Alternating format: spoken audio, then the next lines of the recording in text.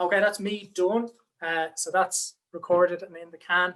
I gather from the mute and lots of talking that Eilish is still trying to sort Mary out. So we'll leave Mary for now, but the next on my running order was Síofra. So Síofra, do you want to unmute, and are you happy to go? Yeah, sure. Great, I'll mute then and it's all yours.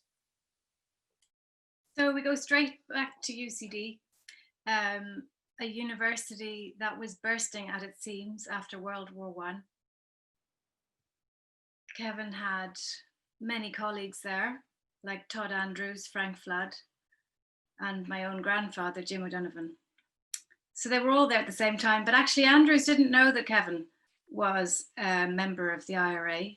Oh, sorry, he did know that, but he did not know Kevin very well because, as he said, he was a rugby player and a Jesuit boy. I knew he was one of us, although this, in fact, no way helped to foster our acquaintance. There were a number of students who were known to be IRA men, but unless they were in the same battalion or company, they never spoke or associated with one another. My grandfather, Jim O'Donovan, was by this time a graduate of chemistry at UCD, but he was doing postgraduate studies there while Kevin was there, though they never met. He himself was very involved in the IRA and was in fact director of chemicals during the IRA, in the IRA GHQ. He would go on to become Kevin Barry's brother-in-law, although of course they never met. He married Monty, Kevin's younger sister, Monty Barry. So at this time, Kevin was an avid dancer and a keen drinker.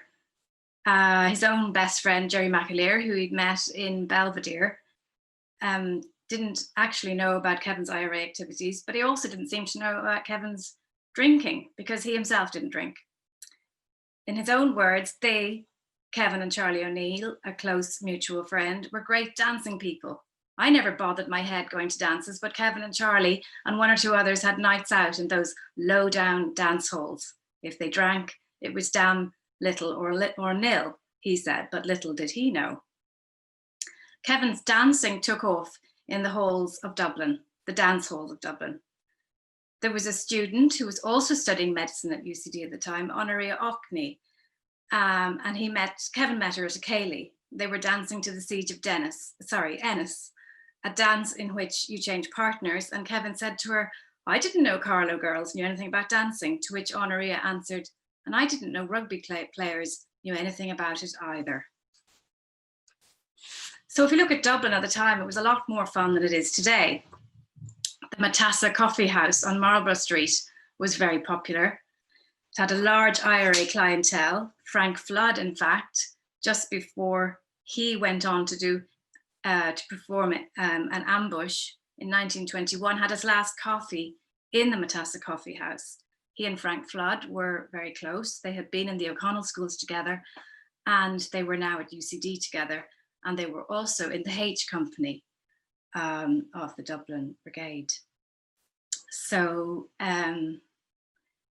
after the raid on the King's Inns on the 1st of June 1920, which both Frank Flood and Kevin Barry took part in, Kevin Barry took his Lewis gun, which he had seized in the raid, over to his place on Fleet Street, the family home. And then he had, in his own words, adjourned to our usual spot in Matassa's, Marlborough Street, for a coffee, etc. Todd Andrews, on the other hand, and his crew lunched in Robert's Cafe on Grafton Street. 2 rolls, a butter and a bun or baked beans on toast. Robert's became a sort of club for us, and we got to know the waitresses very well. So even though there was a curfew, which had been imposed in February 1920, Dublin still spilled over with life, fun and entertainment, in stark contrast with the ghost city that we see today. Kevin wrote to his dear friend Bapty Marr, who went on to marry his other sister, Shell Barry.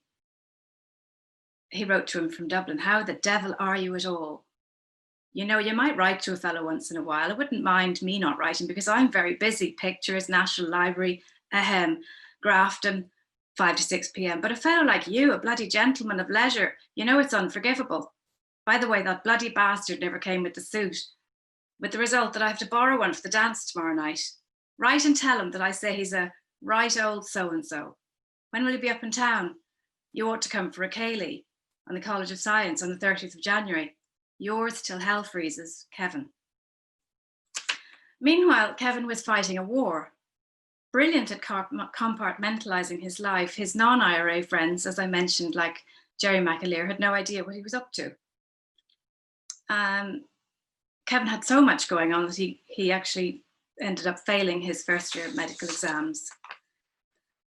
And on the day of his medical resits, on the 20th of September 1920, he took part in an ambush, the ambush which would be his last in any kind of military activity, because he was arrested after it.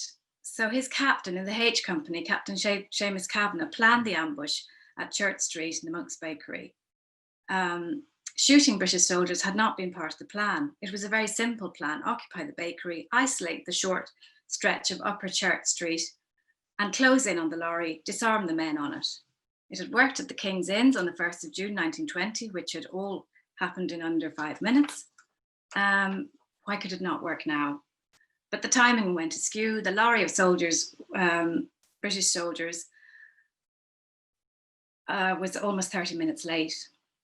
There were about 15 soldiers in the lorry. Captain Kavanagh, when he saw them arrive, waved the handkerchief and gave the signal to advance. A volunteer panicked as the lorry advanced, shouting, "Hands up." Sean O'Neill, in his witness statement, claimed that it was he that shouted, "Hands up," and Bob O'Flanagan asked him to do this. O'Neill ordered the troops to drop their rifles. There was a shot, then there were more shots. The window of Mrs. Clark's dairy was shattered by a bullet. She moved into a back room. On 114 Church Street, Mrs. Chatham collapsed on the floor in fright. In the chaos, Kevin found himself under the lorry after his .38 Parabellum jammed, a gun that was renowned for jamming and one that he'd been very annoyed to be given on the morning of the ambush, having left his own gun in Tom Bay, his family home in Carlow. Anyway, O'Flanagan fled up Jervis Street with the bullets digging up the street, as Sean Cronin writes in his book about Kevin Barry, with part of his scalp in his cap, and headed off with a comrade up to Jervis Street Hospital to get sorted out. But Kevin was under the lorry and he found the street silent. There were no more shots and he couldn't see any more legs. There was silence. The last soldier got into the lorry, and it was then that Mrs. Garrett shouted, "There's a man under the lorry." Mrs. Garrett, some said, was the one to blame for everything. Rumours were rampant about her in Dublin at the time that she was boycotted, run out of town, run over by a lorry, that she ended up in a lunatic asylum, traumatised by her own guilt, according to Kitby Barry. But she was, according to a man called John Doyle, who worked in a shop called Kavanagh's behind Lenihan's pub, where Kavanagh and Flood hid before the ambush. And he knew Mrs. Garrett and her coal and vegetable shop on the corner of Church Street and North King Street. He stated that she died naturally, of natural causes. Most importantly, Kevin Barry himself attached no blame to Mrs. Garrett. He knew that her only concern when she shouted at him was that he would be injured when the lorry moved off.